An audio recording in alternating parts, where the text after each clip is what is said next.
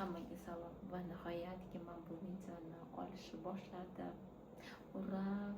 Men bu videoni sizlarga va'da bergandim va yarim yildan keyin mana video olishni boshladim.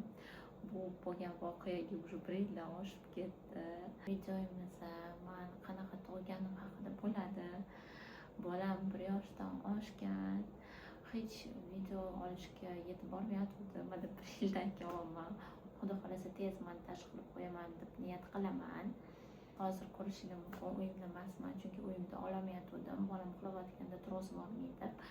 Bu qizli uyim, ota-onam uyligi. Hozir bolam uxlayapti.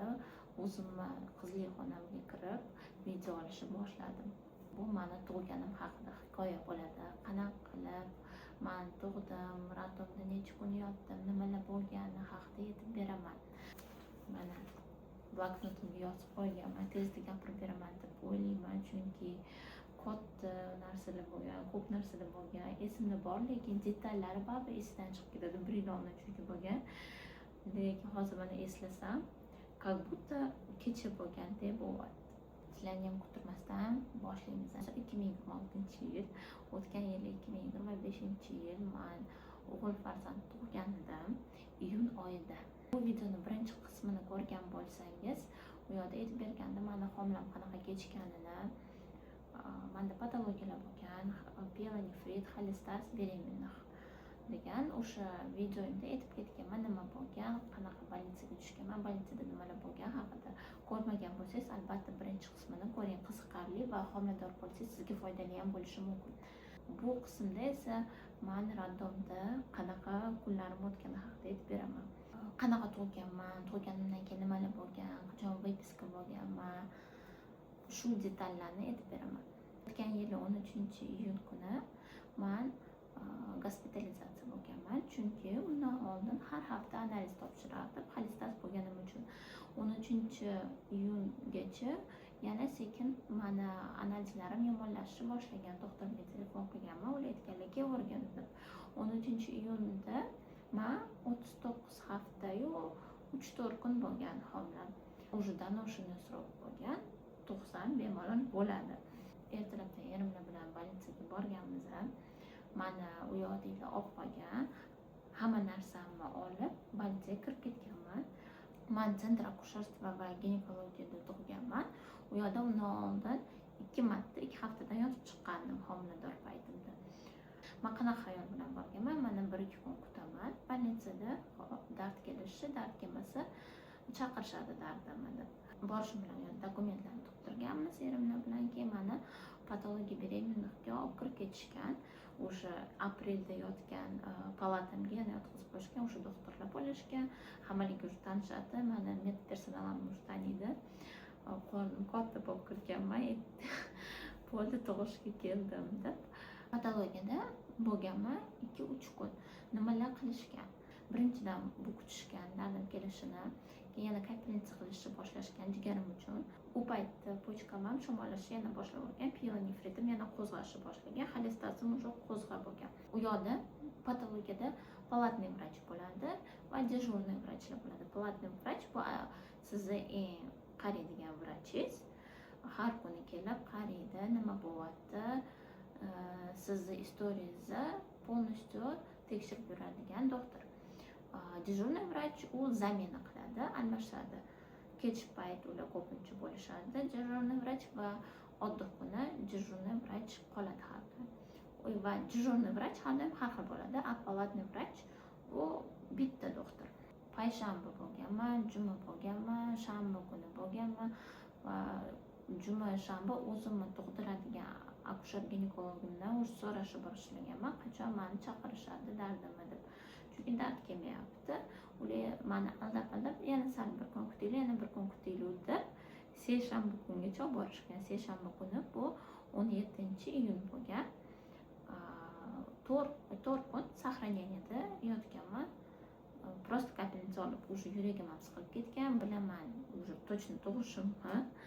Tug'dirib olinglar, kesarva qilasizlarmi yoki dard chaqirasizlarmi deb doktorlarga o'zim ham aytganman. Ular aytishgan, sal yana kutinglar deb. Menda PDR, предварительная data родов 18-iyun bo'lgan. 17-iyun seshanba kuni soat 5:30da menga dardim chaqirishni boshlashgan. Dardni qanaqa chaqirishadi? Bu gel surishadi. Prostaglandin degan ichida основное vещество bo'ladi. O'shani ertalabdan surib qo'yishgan. Undan oldin esa men 2 kun uxlamaganman. Siz homilador bo'lsangiz yoki tug'gan bo'lgan bo'lsangiz, bilsangiz kerak, tug'ish uchun kuch kerak, ayol kishi kuch yig'ib olishi kerak. Chunki bu qiyin protsess. Tug'ish bu oson emas. Spoiler qilib ketaman, tug'ish qiyin ekan. Nimaga men undan oldin 2 kun uxlamaganman? Chunki menda o'pish palata bo'lgan. Doktor yaxshi bo'lgani uchun men o'pish palatada yotganman. Bir kun oldin yonimda volchankasi bor homilador ayol yotganlar. Ular kechqurun qo'zg'ab qolgan kasallari va kechqurun bilan uxlamay chiqqanlar baqirib. Ertasi kuni esa meni dardimni chaqiradigan kechasi davleniyasi baland bo'lgan homilador ayolni gospitalizatsiya qilishgan bizani palataga. Soat 12da kechqurun. O'ylab ko'ringlar, doktorlar biladi, dejurniy vrach biladi, ertalab vohli men dardim chaqirish kerak. Ular soat 12da kechqurun meni yonimga yotqizishyapti. Unaqa ayollar problemini uning uchun bu juda qiyin bilaman, lekin sal doktorlar ham o'ylab ko'rish mumkin, chunki boshqa palatalar ham bor edi. Bo'sh joy bor edi, faqat bizning palatada emas. Ular o'ylash kerak edi, bu dam olish kerak, chunki ertaga tug'adi. U ayolning mazasi bu yo'q. Hamma doktorlar boshqa etajda yugurib yuribdi, hamshiralar kirib chiqib yuribdi. Ertalabgacha hech kim uxlamagan. Endi o'ylab ko'ring, men 2 kun uxlamaganman, men dardim chaqirishyapti. Butunlay protsess ham qiyin kechishi katta veroятность bilan bo'lyapti. Bu endi spoiler sizlarga. Boshida o'sha 5:30da menga gel surib qo'yishgan. Boshida uncha og'riqlar bo'lmagan. 2-3 soatdan keyin og'riqlarni sezishni boshlaganman. Menga aytishgan, "Yur, bor, sen qimirlashing kerak" deb. Yurishni boshlaganman, nafas olishni boshlaganman. Soat 1gacha o'sha o'zimning palatamda bo'lganman. Birdan keyin meni родильный отделениyaga olib chiqib ketishgan. Soat 3gacha родильный отделенiyada o'zim bo'lganman. 3dan oshganda erimni yonimga kelganlar. Biz o'z oilamizda partnyorskiy ro'da qilamizmi yoki yo'qmi deb gaplashgan edik. Boshida unaqa partnyorskiy qilmaymiz deb gaplashgandik, lekin baribir tug'ayotganingizda yoningizda yaqin odam bo'lish kerak ekan. Bu sizni eringiz yoki onangiz, hozir yana doulalar bor. Doulalar undan yaxshi bilishadi, hammadan yaxshi bilishadi nima kerakligini tug'ayotgan ayol uchun. Opangiz, yaqin odam baribir yoningizda bo'lsa yaxshiroq. Chunki sizni ular tushunadi. Va mana shu erimni kelgunlaricha o'zimning doktorim menga qarab tekshirib yurishni boshlaganlar. Soat 4larga yaqin menda 4 cm raskritie bo'lgan. Tug'ish ikkita etapga bo'linadi. Bu raskritie, sheyki matki va tug'ish. Ko'pincha kinolarda ikkinchi qismini ko'rsatishadi, o'sha tug'ilayotganda bola. Undan oldin esa dard kelish, bu raskritie sheyki matki. Raskritie degani 10 cm ochilishi kerak sheyka matkingiz. Keyin bola boshi bilan sekin tushadi. Boshi bilan tushayotganda u o'sha potugi hisoblanadi. Bola chiqishi. Mana shu narsani aytib ketmoqchi edim. To'rlarga yaqin menda raskritie 4-5 cm bo'lgan. 5:30-6da menda gel surishgan, soat 4, 10 soat o'tdi. Atigi 4 cm. Joniga katta ochilmagan. Men o'sha charchab ketganman. Aytganimdek 2 kun uxlamaganman. Yana hamma bilsa kerak, dardni chaqirishsa og'riqlar undan kuchliroq bo'ladi. Chunki bu baribir stimulyatsiya. Bola o'zi tug'ilishi boshqa, dard chaqirishi boshqa. Chunki o'zi tug'ilayotgan bola hayotga kelishga tayyor bo'lib tug'iladi. Chaqirilsa baribir og'riq kuchliroq, qiyinroq o'tadi. Bu fakt ko'p ginekologiya kitoblarida ham yozilgan.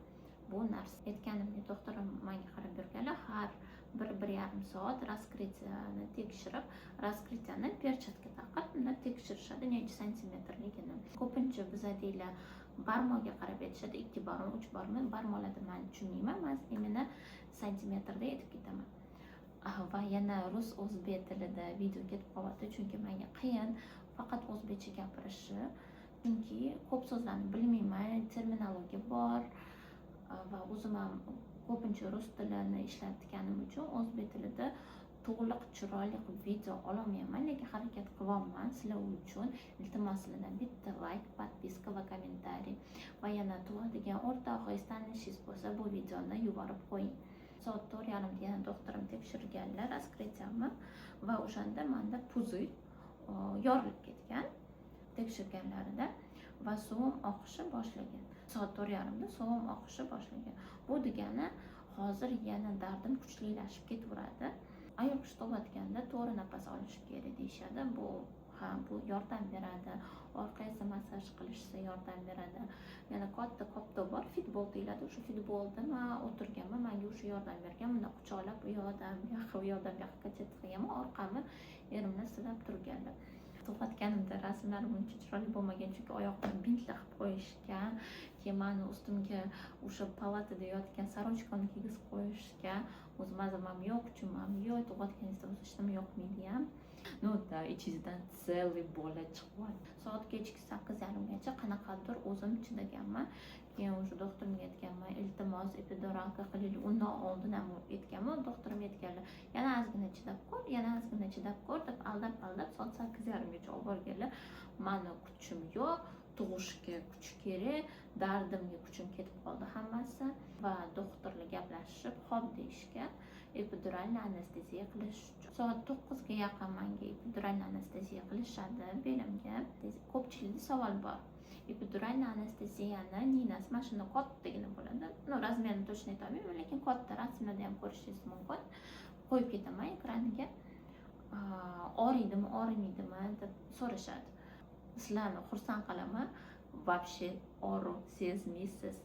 Sizdan eng global narsa bu to'g'ri o'tirib berishingiz kerak bo'ldi. Anesteziolog o'zi qiladi. Sizni hamshira qo'lingizni ushlab turadi, qimirlab yuborishmasligingiz. Ninani вообще sezmaganman, chunki dardim og'rig'i navbatdan bo'lgan. Ninani sezmaysiz ham. Aytishim mumkin, tug'ganingizdan keyin o'sha nina qilingan joy og'rib turishi mumkin. 1-2 oy, mana 1-2 oy og'rib turgan. Keyin osteopatga borganman, mashqlar qilganmiz va o'sha og'riqlar ketgan. Hozir u yoqda og'riq yo'q. Epidural anesteziya qilishganligidan keyin men dam olganman. Yarim soatmi 40 minut uxlaganman. Meni o'sha yotqizib qo'yishgan, yotganman. Erimlar uyga borib, kiyinib, ovqatlanib kelganlar. Va yana aytib ketmoqchiman. Sizni va bolangizni pulsini, nafas olishini, yuragini har soat tekshirib turishadi. O'zligini KTG apparatligi bor. Unda qo'yishadi-da, u bolani yuragini tekshirishadi, necha marta urayotganini. Menda o'sha epidural anesteziya qilishganligidan keyin o'sha apparatni polностью kiygizib qo'yishgan. Eshitib yotganman va doktorlar ham kirib eshitib yurishgan. Soat kechki 12da menda tug'ish protsessi boshlangan. Tug'ish protsessi degani bu bola chiqish. Yana bitta kulgili narsa aytib bermoqchiman. Bu narsadan uyalaman. Doktorlardan rosa uyalgandim, hamshiralardan, sanitarkalardan uyalganman. Hozir ham eslasam uyalaman. Bilmadim nimaga, hatto bu естественный protsess.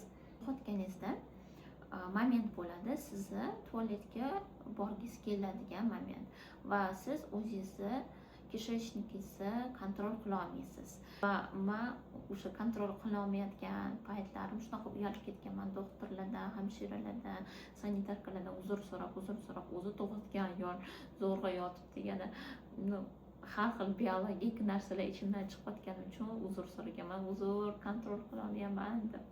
Doktorlar, hamshiralarga farqi yo'q. Ular unaqa narsani har kuni 10 martalab ko'rishadi, chunki hamma tug'adi. Siz birinchi marta baribir tug'asiz, siz kontrol qila olmayapsiz. Kishishnikingizni birovni yonida g'alati bo'lib ketasiz. Yaxshi ham sanitarkalar bo'lgan, hamma narsani artib tozalab yurishgan. Suvim ketayotganida ham aytganman, voy uzr, suvim ketib qolyapti deb, suvim polga to'kilib ketyapti deb uzr so'raganman. Bilmadim nimaga uzr so'raganman. Uyalib ketganman. Mana shu narsadan rosa uyalganman. Suvim ketganini, kishishnikimni kontrol qila olmayotganimni ko'rib xijolat chekib ketganman hammaning yonida. Kechki soat 12da menda epidural anesteziyani ta'siri o'sha tugashni boshlagan.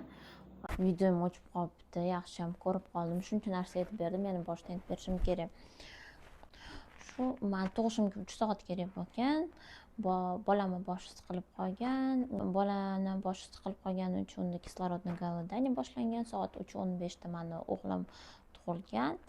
Tug'ilishi bilan qornimga qo'yishgan, uncha ko'pga qo'yishmagan, sразу doktorlar olib chiqib ketishgan uni. Tug'ilgandan keyin nimalar bo'lgan? Yonimga doktor ukol qilgan. Va sizlarga qiziq bo'lishi mumkin, razrif bo'lganmi yo'qmi?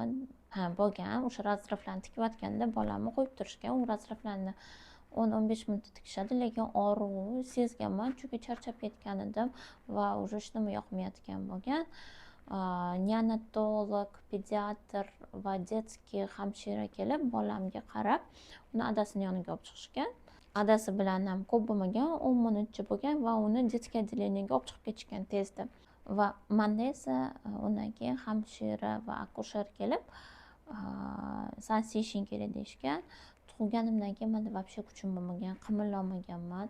Nimagadir o'zim tug'ilgan bo'lsam ham rosa charchaganman, hamma yog'im og'rib ketgan, kuchim yo'q. Hatto bizada aytishadi, mana o'zi tug'ilgandan keyin 1-2 soatdan keyin yurishadi deb. Yo'q, menda вообще unaqa bo'lmagan. Men 2 kun rosa qiynalganman. Keyin baribir 14 kunning ichida menda o'tirish ham mumkin emas bo'lgan va tug'ilganimdan keyin ham og'riqlar bo'lgan. Bir oymi, 2 oycha bo'lgan. Suyam ichib oldim. Tomon borib ketdim. Va o'zligi meni sidirib olishgan, o'sha shlanka taqib qo'yib olishadi. Keyin erimni yonimga kirganlar, biz 1 soatcha bo'lganmiz birga, uxlaganmiz. Soat 5da meni послеродовой отделениyaga olib chiqib ketishgan. Yaxshi ham детский отделение bilan послеродовой bitta etajda bo'lgan. Bizda palata ma'mixona bo'lsa, 4-5 xonadan keyin детский отделение bo'lgan. Juda ham qulay. Bolamda kislorodniy голодание bo'lgani uchun shkala обгарasi pastroq chiqqan va o'g'limga 1 sutkaga kislorod taqib qo'yishgan. Keyin aytishgan, rentgen qilish kerak o'pkasini va antibiotik boshlashimiz kerak deb erimlarga aytishgan. Unga antibiotik qilishni boshlashgan. Ertasi kuni o'pkasini ham tekshirishgan. Xudoga shukr, yaxshi chiqqan. Kuchim bo'lmasa ham yurishga, qimirlashga o'sha детский отделениyaga borganman. Nima bo'lyapti deb, qani nima bo'lyapti bilmadim. Qayerdan unaqa kuchi yo'qganmi? Вообще hamma yog'im rosa og'rigan. To'g'risini aytaman. Mani yotqizib qo'yishgan послеродовой palataga. Sanitarka kelguncha men qimirlamaganman. Sanitarka kelib menga qarashib o'rganlar, tualetga kirib chiqishga, yana yotqizib qo'yganlar. Mana suv olishga ham kuchim bo'lmagan. Keyin ertalabga yaqin doktorlar kelgan, men bilan gaplashgan. Keyin oyimlar ham kelganlar, meni yuvintirib qo'yganlar. Birinchi kuni qanaqadir mutniy bo'lgan. Menga dam olishing kerak deyishgan, lekin qanaqa qilib dam olaman? Birinchidan tug'ganman, gormonlar mana bunaqa bo'lib yotibdi. Ikkinchidan bolam yonimda emas. Unga antibiotik qilishyapti. Men siqilib ketyapman. Nimaga? Chunki menga bunaqa detalli hech kim hech nima demagan. O'zi bilsanglar kerak, doktorlar uncha ko'p narsa gapirishmaydi. Mana tug'dim. Ertasi kuni soat 6da yonimga o'g'limni olib chiqishgan, xursand bo'lib ketganman. Emizishni boshlaganman. Boshida emizayotganingizda sarust keladi, Malozeva degan. O'sha Malozevaga bolaning qorni to'yadi deyshadi. U juda foydali deyshadi. Immunitet uchun, bola uchun eng foydali sut o'sha Malozeva. Men shu tug'ganimdan keyin ikkinchi kuni qanaqadir eyforiyada bo'lganman. Xursand bo'lib, xudo xolasa mana bola tug'dim, vipiska ertaga yoki indinga chiqamiz deb rosa xursand bo'lib yurganman. Mana endi menga hamma narsa mumkin yeyish, parhezlar ham tugadi, analiz ham topshirishim kerak emas deb xayollar bilan yurganman. Va hamma уже tabriklab bo'lgan, hamma menga yozyapti, qanaqa bo'ldi, nima bo'ldi, yaxshimisan deb. Men shu momentlarni juda ham sinit qilaman. Tug'ganimdan keyin 3-sutkada hamma qiziqarli voqealar boshlangan. Men bolam bilan palatamda yotibman. Obedlarga yaqin sal ismam chiqishni boshlagan. Odamning mazasi bo'lmasa o'zi sразу seziladi. Men aytganman doktorlarga, "Cho'ta ismam yo'q, mazam bo'lmayapti" deganman. Menga hamma aytgan, "Suting kelgan, sutingni sog'ishing kerak" deb va ismani qo'ltig'ingda emas, mamtingda o'lchashing kerak deyishgan. Xo'p deganman. Bu yog'imda normal bo'lib turgan, 36.8 shunaqa bo'lib turgan. Qo'ltig'im tagida balandroq edi. Точный raqamlar esimda уже yo'q. Sutimni sog'ishim kerak deb sutimni sog'ganman. Keyin yana hamshiralar bilan gaplashganman. Sutimni sog'ishib olinglar deb. Ular ham sog'ishgan. Kechga yaqin yana ismim chiqavergan. doktorimga ham aytganman, ular aytganlar sutingni sog' deb.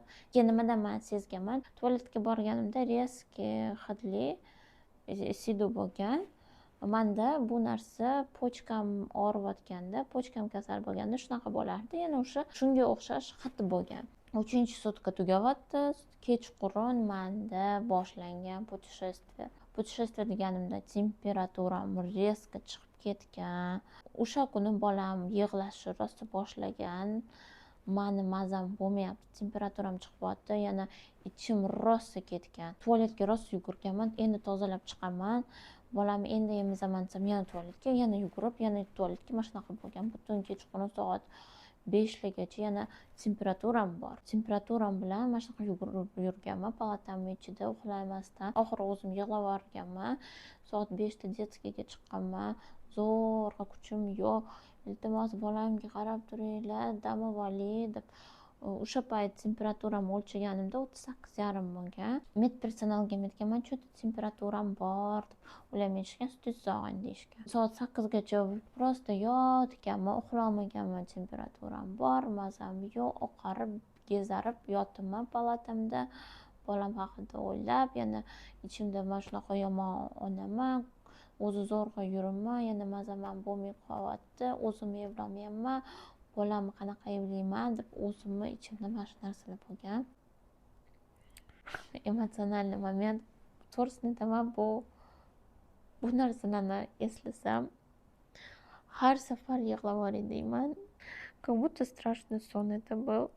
Keyin ertalab doktorim kirganlar, ko'rganlar yotibman, nimadirlar yerga tushib ketgan. Keyin kelib qarasalar, ismimni o'lchasalar, shu 38,8 bo'lgan. Hamma ham trevoga qilganlar, hamma kelgan. Medsestralarni chaqirganlar, qanaqadir kapelniца sразу qo'yib qo'yishgan, sutimni sog'ishni boshlashgan. Yana o'sha medsestra kechqurun bo'lgan. Unga men aytganman, ismim bor menimcha deb aytganman.